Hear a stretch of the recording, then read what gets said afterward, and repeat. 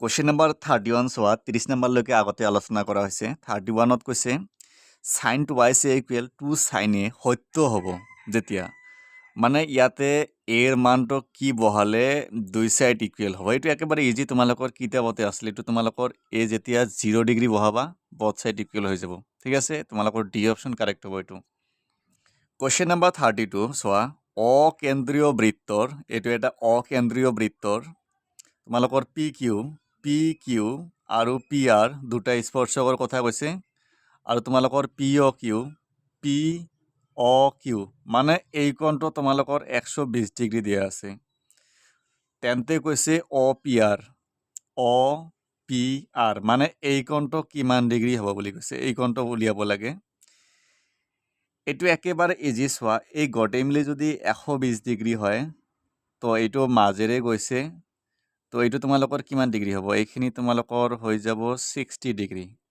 আৰু এইটোতো জানা তোমালোকে কিমান ডিগ্ৰী হয় 90 ডিগ্ৰী 60 আৰু 90 কিমান হৈ আছে 150 তো ত্ৰিভুজৰ তিনিটা কোণৰ সমষ্টি কিমান হয় 180 ডিগ্ৰী 180 পৰা 150 বিয়োগ কৰি দিয়া কিমান ডিগ্ৰী হ'ব এইটো 30 ডিগ্ৰী ক'ত আছে তোমালোকৰ ডি অপচন শুদ্ধ হৈ যাব এইটো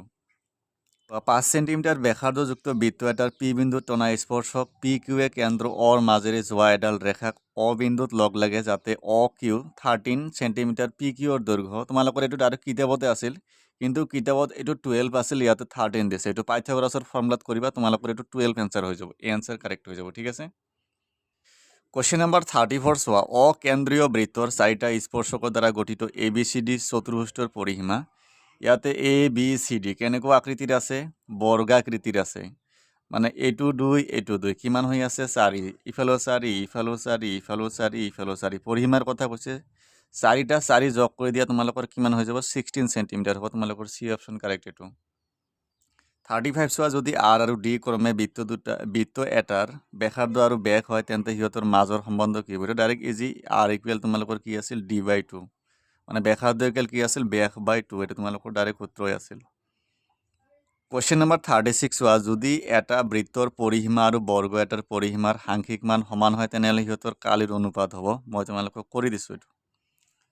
ইয়াতে কি কৈছে তোমালোকৰ এটা বৃত্তৰ পৰিসীমা আৰু বৰ্গৰ পৰিসীমাৰ সাংখ্যিক মান সমান বুলি কৈছে তোমালোকৰ বৃত্তৰ পৰিসীমা কি আছিল টুৱাইস পাই আৰ আৰু তোমালোকৰ বৰ্গৰ পৰিসীমা কি আছিল তোমালোকৰ 4a তাৰপিছত তোমালোকে চোৱা তাৰপিছত তোমালোকৰ কি কৈছে সিহঁতৰ কালিৰ অনুপাত লাগে তোমালোকৰ বৃত্তৰ কালি কি আছিল তোমালোকৰ তোমালোকৰ কি আছিল পাই আৰ স্কয়াৰ আৰু তোমালোকৰ বৰ্গৰ কালি কি আছিল তোমালোকৰ এইটো আছিল তোমালোকৰ বাহু স্কয়াৰ মানে তোমালোকৰ কি আছিল এইটো এ স্কয়াৰ মানে অনুপাতৰ কথা কৈছে এইটো হৈ যাব এ স্কয়াৰ পাই আৰ স্কয়াৰ বাই এ স্কয়াৰ এতিয়া তোমালোকে চোৱা পাই আৰ স্কয়াৰ ইয়াতে এ লাগে ইয়াতে ইয়াৰ পৰা মই এৰ মানটো উলিয়াই লৈছো 2 এৰে 4 কাটিলে 2 বাৰ তো তোমালোকৰ কি হৈ আছে এইটো পাই আৰ ইকুৱেল টুৱাইস এ ইয়াৰ পৰা এৰ মান উলিয়ালে কি হ'ব বাই 2 ইকুৱেল এ এইটো হৈ যাব তোমালোকৰ এৰ মান এতিয়া চোৱা এৰ মান মই বহাই দিছো পাই আৰ বাই 2 স্কয়াৰ আছে গতিকে স্কয়াৰ দি দিয়া ইয়াতে পাই আৰ স্কয়াৰ তলতটো কি হ'ব পাই আৰ বাই 2 এইটোতো স্কয়াৰ এইটো হৈ যাব ডাইৰেক্ট মই এইটো তোমালোকৰ 4 হৈ যাব মানে 2 স্কয়াৰ মানে কিমান হৈ যাব 4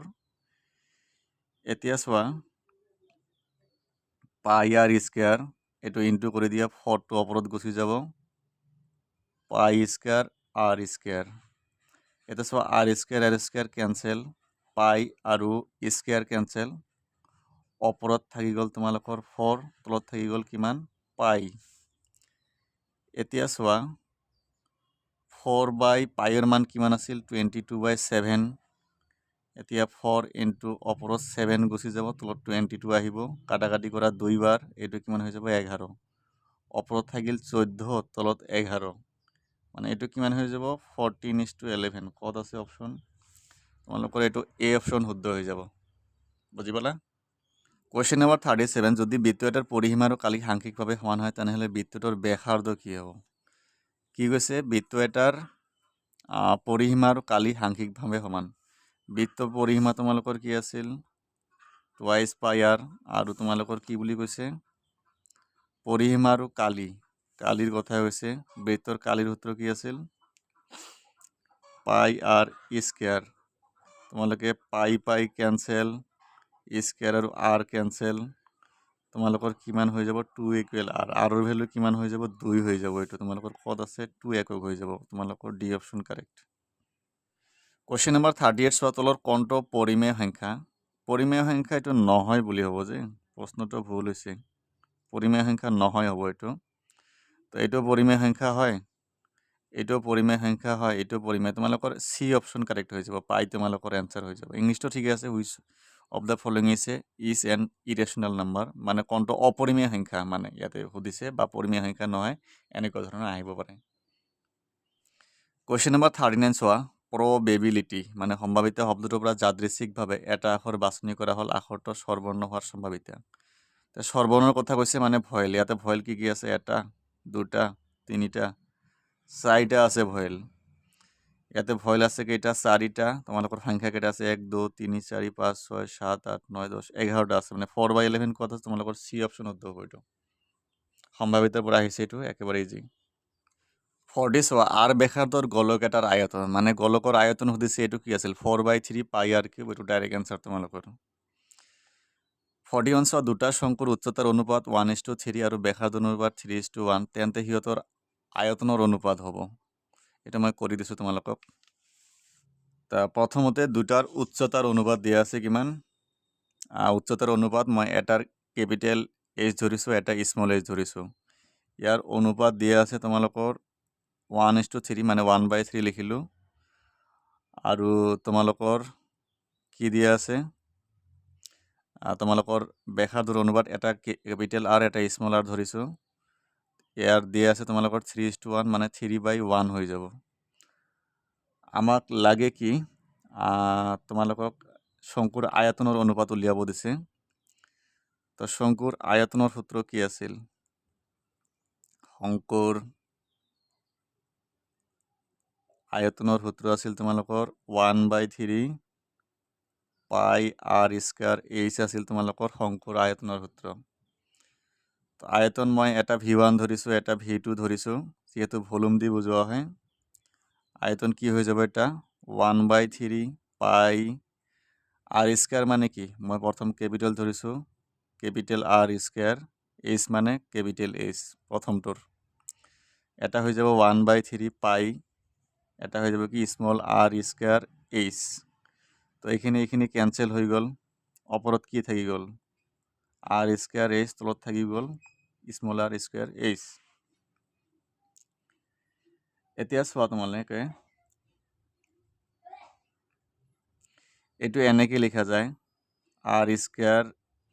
স্কয়ার ইনটু এইচ স্কয়ার এ মানে এটা স্মল এইচ এটা ক্যাপিটাল এইচ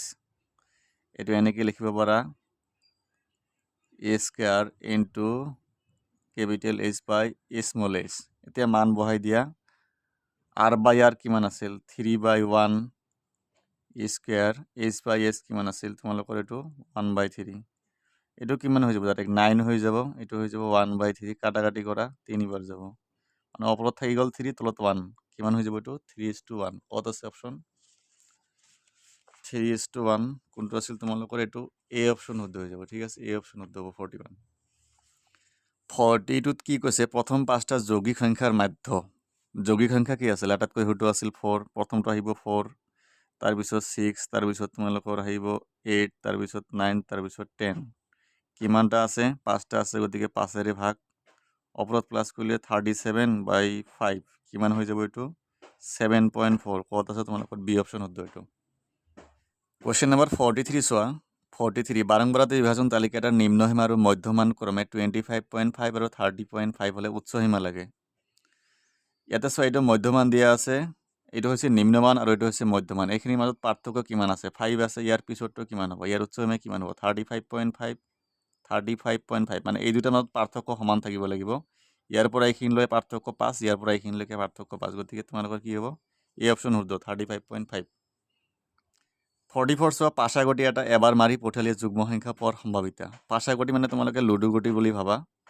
তোমালোকৰ কি আছে লুডু গুটিত কেইটা থাকে 1 6টা থাকে 1 2 3 4 5 and 6 যুগ্ম সংখ্যা বুলি কৈছে যুগ্ম সংখ্যাৰ কি কি আছে এটা আছে দুটা আছে তিনিটা আছে যুগ্ম সংখ্যা তোমালোকৰ কি হ'ব নহলে 3 হ'ব ওপৰত তলত কিমান হৈ যাব 6 1/2 তোমালোকৰ সি অপচন উদ্দ এটো 45 চোৱা p equal 0.005 তেন্তে ই নহৰ সম্ভাৱিতা হল মানে তোমালোকৰ ইজি এটো ফৰ্মুলা কি আছিল তোমালোকৰ pe plus p মানে pe bar equal কিমান আছিল 1 আছিল তোমালোকৰ p নহয় লাগে মানে pe bar লাগে কিমান হৈ যাব 1 minus pe তো 1 minus pe তোমালোকৰ কিমান দিয়া আছে 0.005 মাইনাস কৰলে কিমান হ'ব 0.995 তোমালোকৰ এই অপচন উদ্দ এটো গোৱালপাৰা ডিস্ট্ৰিক্টৰ যেখিনি ম্যাথছৰ এমসিকিউ আছিল গটেখিনি সলভ কৰা হল ইয়াৰ পিছত বেলেগ বেলেগ ডিস্ট্ৰিক্টৰ সলভ কৰা হ'ব যিসকলে সাবস্ক্ৰাইব কৰা নাই তোমালোকে সাবস্ক্ৰাইব কৰি ল'ব পাৰা ধন্যবাদ